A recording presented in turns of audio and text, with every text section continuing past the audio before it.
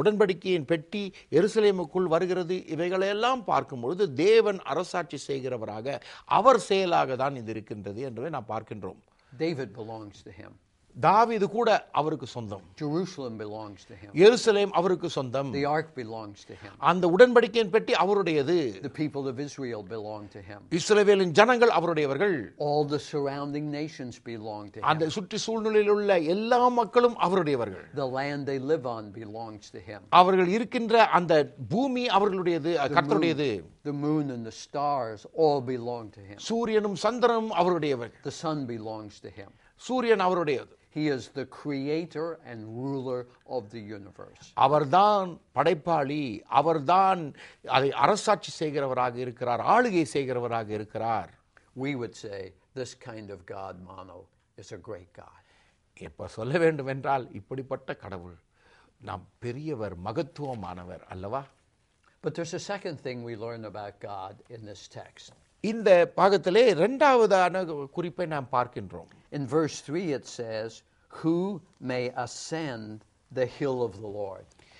மூன்றாம் வசனத்திலே பார்க்கும்பொழுது யார் கர்த்தருடைய பர்வதத்தில் ஏறுவான், யார் அவருடைய பரிசுத்த ஸ்தலத்தில் நிலைத்திருப்பான். The word ascend means to go up. அதை நிற்பது என்றால் மேல் செல்வது. Means to climb the mountain. அது மலை மீது ஏறுவது. Which is not easy to do. அது ரொம்ப கஷ்டமானதான். So the second thing we learn about God, God is not only the ruler of the universe, but God is high. He is above us. இரண்டாவதாக நாம் கற்றுக்கொள்வது என்னவென்றால் கர்த்தர் பெரியவர். அவர் இரண்டாவதாக கற்றுக்கொள்வது அதற்கு மேல்பட்டவர், மனிதனுக்கு மேல்பட்டவர், உயர்ந்து இருப்பவர் என்று நாம் கற்றுக்கொள்கிறோம். Theologians call this the transcendence of God. வேத ஞானிகள் கூறுவது தேவன் நமக்கு அப்பாற்பட்டிருப்பது.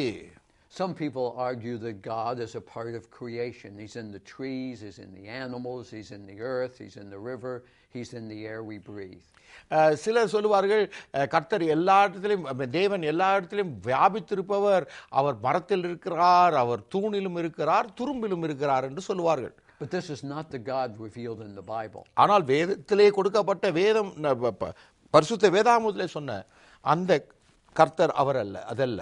The God revealed in the Bible is transcendent. He is above us. He is apart from us. வேதத்திலே நாம் கொடுக்கப்பட்ட தேவன் நமக்கு அப்பாற்பட்டவர், நமக்கு அப்பாற்பட்டு இருப்பவர், நமக்கு மேல் இருப்பவர். He's beyond us. நம்மை தாண்டி இருப்பவர். The transcendence of God. தேவன் நமக்கு அப்பாற்பட்ட கடவுள். So God is the ruler of the universe. Number 2, God is high. He's transcendent. And then number 3, God is holy. தேவன் அவர் அரசாட்சி செய்கிறவர், படைப்பாளி. இரண்டாவதாக நாம் பார்த்தோம் அவர் நமக்கு அப்பாற்பட்டவர். மூன்றாவதாக நாம் பார்க்க போவது, he says in verse 3, who may stand in his holy place. யார் அவருடைய பரிசுத்த ஸ்தலத்தில் நிலைத்திருப்பான். Actually, God is called holy more than any other characteristic in the Bible. நாம் வேதத்திலே பார்க்கும் பொழுது கர்த்தர் தான் பரிசுத்தமானவர் என்பது அடிக்கடியே நாம் பார்க்கின்றோம். It's the Hebrew word kadosh. கதோஷ் என்ற எபிரேய வார்த்தை. It literally means to cut something out and separate it.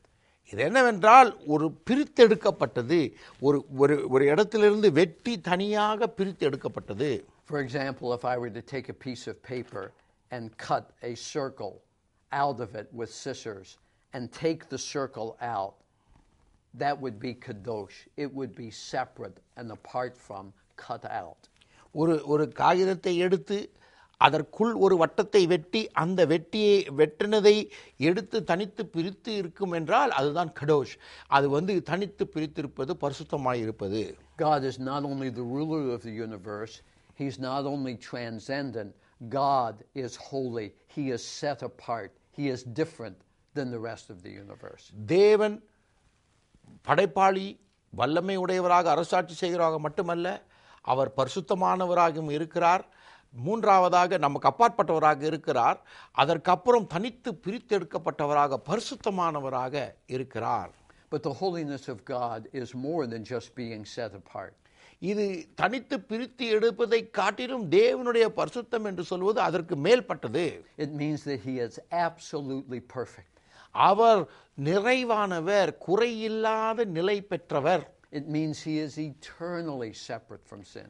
அவர் நித்தியமாக பாவத்திலிருந்து பிரிக்கப்பட்டவர். அவர் பாவத்துக்கும் அவருக்கும் உறவே கிடையாது. He's a holy God. அவர் பரிசுத்தமான கர்த்தர். So he's the ruler of the universe. அவர் முதலே பார்க்கும்பொழுது அவர் அரசாட்சி செய்பவர், உலகத்தை அண்ட சராசரங்களை அரசாட்சி செய்பவர்.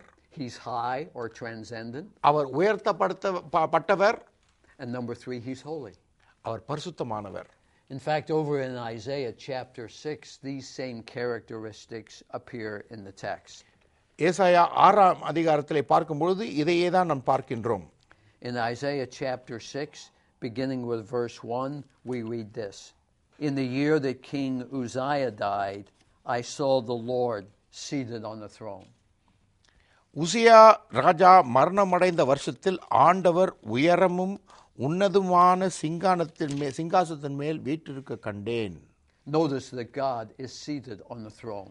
தேவன் உயர்ந்த சிங்காசனத்தின் மேல் உட்கார்ந்திருக்கிறார் என்பதை பாருங்கள். He's the ruler of the universe. அவர்தான் உலகத்தை படைத்தவர். And in the year that Uzziah died, earthly kingdoms come and go. Earthly kingdoms and kings live and die, but God reigns forever. உசியா மரித்த அந்த நாட்களிலே பார்க்கும்பொழுது உலகத்தின் ராஜாக்கள் மரித்து விடுகிறார்கள், அவர்கள் கடந்து போகிறார்கள். ஆனால் இந்த தேவன் மகத்துவமாக சிங்காசனத்தின் மேல் உயரமாக உட்கார்ந்திருக்கிறார். So God is the ruler of the universe. உலகத்தை அரசாட்சி செய்பவர். Then it says in verse 1, high and exalted, and the train of his robe filled the temple. அங்கே பார்க்கும்பொழுது ஆங்கிலத்திலே போடப்பட்டிருக்கிறது, தமிழிலேயும் போடப்பட்டிருக்கிறது. அவர் உயரமும் உன்னதமுமான சிங்காசனத்தில் இருக்க கண்டேன். அவருடைய வஸ்திரங்கள் எல்லாம் வஸ்திர தொங்கலால் தேவாலயம் நிறைந்திருந்தது. He's not only the ruler of the universe, he's also high and exalted. அவர் உலகத்தை அரசாட்சி செய்கிறவர் மட்டுமல்ல, அவர் உயர்ந்தவராக இருப்பார். Mano theologians would say God is transcendent. He's above us. He's high and he's exalted.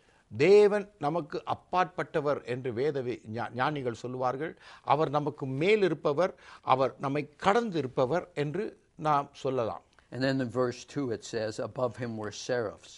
Each one had 6 wings. With 2 wings they covered their faces, with 2 they covered their feet, and with 2 they were flying. And they were calling to one another, Kadosh, Kadosh, Kadosh is the Lord Almighty. The whole earth is filled with his glory. சேராபீன்கள் அவருக்கு மேலாக, 2ஆம் வசனம், ஏசாயா 6ஆம் அதிகாரம் 2ஆம் வசனத்தில், சேராபீன்கள் அவர்களுக்கு மேலாக நின்றார்கள். அவர்கள் ஒவ்வொருவனும் அவ்வாறு செட்டைகளில் இருந்தன.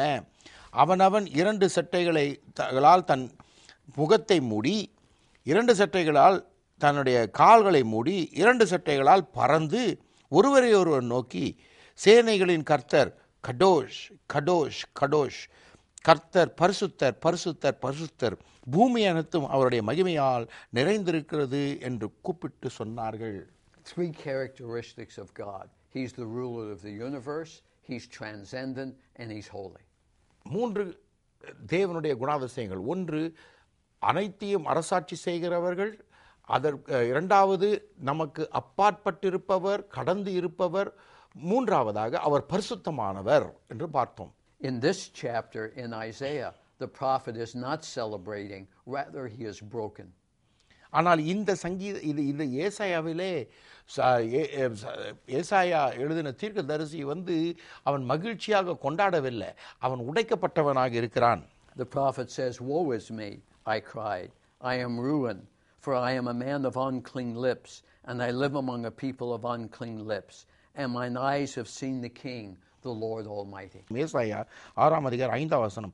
அப்பொழுது நான் ஐயோ அதமானேன், நான் அசுத்த உதடுகள் உள்ள மனிதன், அசுத்த உதடுள்ள ஜனங்கள் நடுவிலே வாசமாய் இருக்கிறவன், சேனைகள் கர்த்தராகிய ராஜாவை என் கண்கள் கண்டதே என்றான்.